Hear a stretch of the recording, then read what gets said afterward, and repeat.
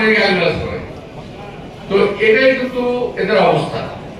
আল্লাহর রহমতে বিএনপি বহু ঘাত প্রতিঘাত পেরিয়ে বহুদিন ক্ষমতার বাইরে থেকে হাজার হাজার কর্মী নেতা খুন হওয়ার পরে, গুম হওয়ার পরে, আমাদের মতো নেতা থেকে আরম্ভ করে কর্মী পর্যন্ত হাজার হাজার নেতা জেলে থাকার পরও বিএনপি আজ পর্যন্ত টিকে আছে। খুব ভালো কথা। এখন এই যে বিএনপি টিকে আছে জনগণের সমর্থন নিয়ে, এটা আমরা এক প্রকার ২-৪ জন লোকের জন্য আমরা কি ধ্বংস হতে দেব না? যেখানে আমার হাজার হাজার তাজা ভাইয়ের তাজা রক্তের বিনিময়ে অর্জিত আমাদের আজকের এই কথা বলার অধিকার, আজকের এই গণতান্ত্রিক অধিকার, যারা ত্যাগ করেছে, রক্ত দিয়েছে, আমি বলেছি আমার এক বক্তব্যে, আমার একটি প্রেসক্রিপ্টে খালাস পাই জীবন থেকে 17টি বছর চলে গেছে এবং সবচেয়ে মূল্যবান সময় আমার জীবন থেকে চলে গেছে।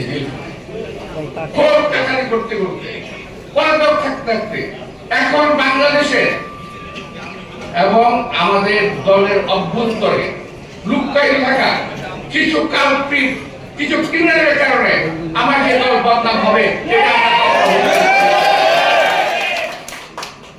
প্রিয় ভাই কথা বললাম এই কারণে। এমন জায়গায় থাকি, আমার এলাকাটা রমনা, গুলিস্তান, তারপর হলো শাহবাগ, মতিঝিল, আর বুঝতে পারছেন তো পুরো একটা ব্যবসায়ী এলাকা।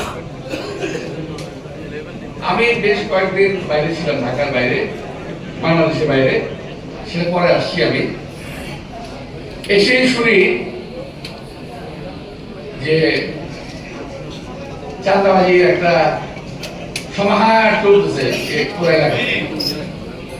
এখন খোঁজখবর নিয়ে দেখলাম এই চাঁদাবাজি করে অন্য দলের লোক, নাম হয় বিএনপির। খুব ভালো লাগছে কথাটা, তাই না? জানেন যখন ধরেন না কেন এদেরকে ধরে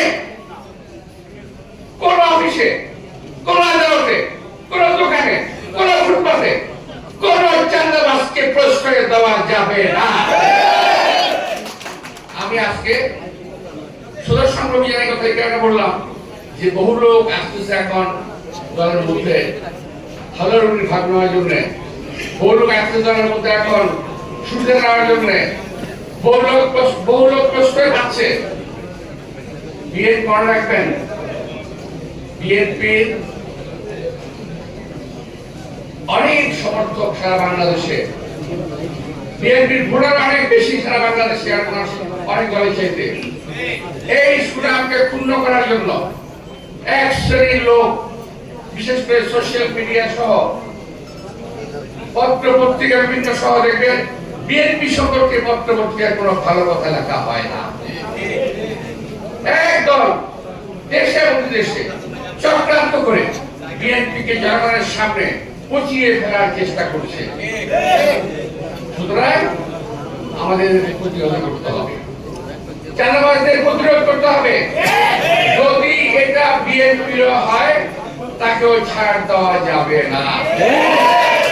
আমি আজকে পরিষ্কার ভাবে এই প্রিন্ট মিডিয়া ইলেকট্রনের সামনে পরিষ্কার বলতে চাই যে এই আমার নির্বাচন এলাকার মধ্যে অফিস কয়েকটা আছে, PWD, facility department, Bangladesh railway, মসজিদ কমার্শিয়াল এরিয়া, এই সমস্ত এলাকায় কিছু লোক চাঁদাবাজি করছেন, প্রয়োজন দিচ্ছেন। আমরা মির্জা পাশে আমি আমার একটি ভাই রাজনৈতিক কারণে আমেরিকাতে তার মৃত্যু হয়েছে, আর একটি ভাই 17 বছর পর এই পলাতক থাকা অবস্থায় বাংলাদেশে ফিরত এসেছে।